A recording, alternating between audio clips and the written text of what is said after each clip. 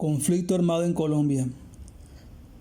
Para referirme al conflicto armado colombiano, considero necesario hacer una pequeña reflexión sobre la importancia que de las ciencias sociales se tenga un interés permanente en estudiar a la violencia humana como tal.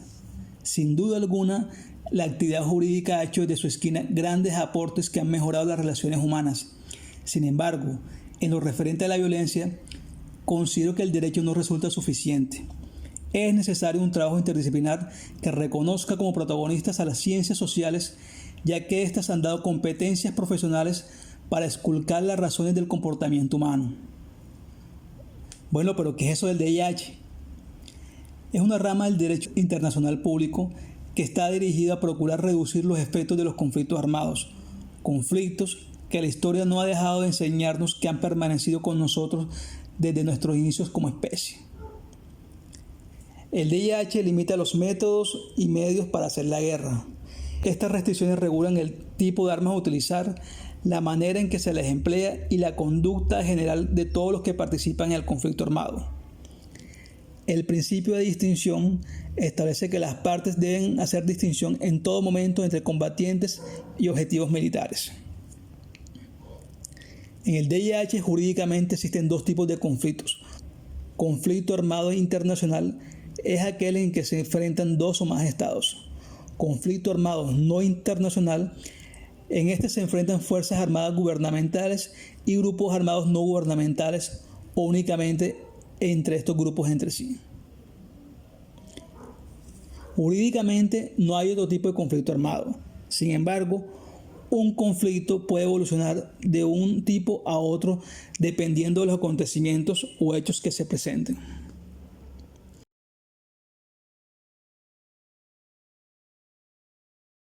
Primero, las hostilidades deben ser dirigidas por fuerzas militares y poseer cierta intensidad que obliga al gobierno a emplear sus fuerzas armadas en lugar de solo las fuerzas policiales.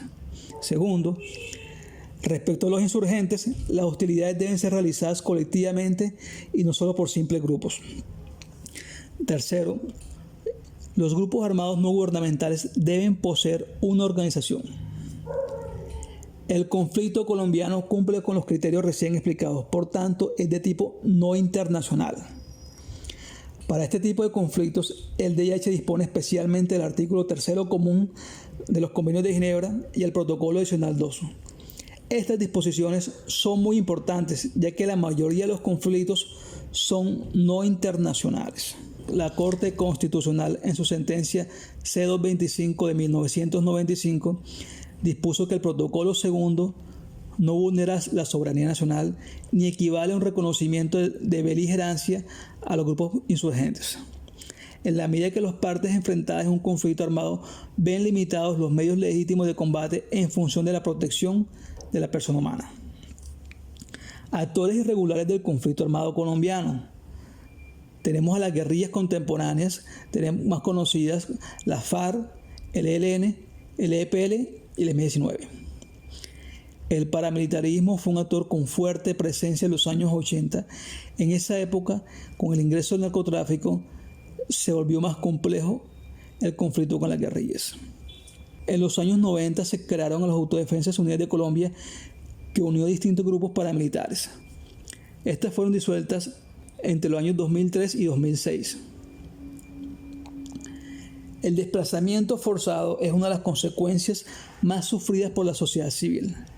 La falta de observancia del principio de distinción entre combatientes y civiles, la estigmatización o la presión de ayudar de cualquier manera a uno de los grupos actores en el conflicto son elementos constituyentes para que la comunidad sienta un miedo a tal punto que decida desplazarse, dejando lo mucho o poco que tengan, que en muchos casos ha significado perderlo todo para siempre. En cuanto a la terminación del conflicto armado con la entonces guerrilla de la FARC, hay personas que se refieren al proceso de negociación como el acuerdo de paz que se logró dentro de un proceso de paz. Realmente lo que tuvimos fueron unas negociaciones que condujeron a la terminación del conflicto armado con esta guerrilla. Este acuerdo se realizó especialmente en virtud del artículo 3 común de los convenios de Ginebra. En un país como Colombia, que está marcado por el conflicto armado, se hace más que necesario robustecer la educación en DIH, para que así operadores judiciales, abogados y todo quien intervenga en estos asuntos entienda los temas propios al desarrollo del conflicto. El DIH ha ido evolucionando históricamente. Distintas son las razones que han motivado a que la comunidad regule los métodos y medios que pueden ser usados dentro de un conflicto armado.